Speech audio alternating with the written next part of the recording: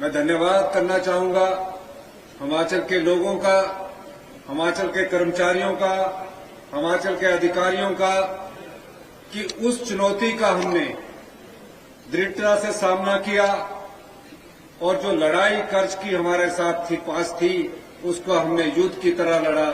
आज हम उस दिशा में थोड़ा आगे बढ़े हैं। ये बात मैं इसलिए कहना चाहता हूं कि हमने जो लोगों से कहा था उस दिशा में हम कैसे आगे बढ़े और हमने अपने बजट में उस दिशा को अपना तय किया।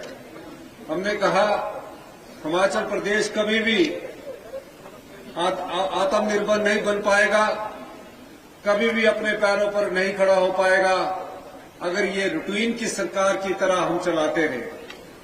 और हमने हमेशा कहा कि हमें व्यवस्था परिवर्तन करनी होगी। 40 वर्षों से जो रूटीन की सरकार चलती आ रही थी, एक सरकार जाती थी, दूसरी सरकार आती थी और इस प्रकार परिवर्तन होता चला जाता था। मुझे खुशी है कि 1 वर्ष पूर्ण होने जा रहा है और हमने सभी विभागों में जो व्यवस्था परिवर्तन का नारा दिया है वो अब आगे बढ़ता हुआ मुझे नजर आ रहा है। दूसरा, हमारी सरकार की पहली गारंटी थी, हमने कहा था अगर सरकार बनेगी तो जितने भी सरकारी कर्मचारी है, अधिकारी है, उनको हमने ओल्ड पेंशन स्कीम का जो वादा किया था उस ओल्ड पेंशन स्कीम को, उस ओल्ड पेंशन को भी आर्थिक तंगहाली और बदहाली के बाद हमने उसे लागू किया और इस समय 500 के करीब जो कर्मचारी 2715 रुपया एनपीए के थ्रू मिलता था, अगर वो एनपीए में रहते तो 2500 और 3000 रुपया मिलना था। हमने उनको 30 और 35 हजार रुपए की ओल्ड पेंशन स्कीम लगाकर ये संवेदनशीलता सरकार ने अपनी प्रकट की है। ओल्ड पेंशन से क्या मतलब है हमारा?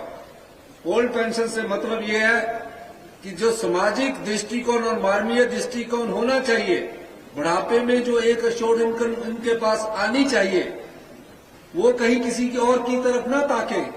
अगर आपके पास इकट्ठा पैसा एनपीए के तौर पर मिलेगा, परिवार में कई प्रकार की समस्याएं होती है, बच्चा बिजनेस करना चाहता है या कोई और बिजनेस करना चाहता है, वो सारा पैसा खर्च कर देता है।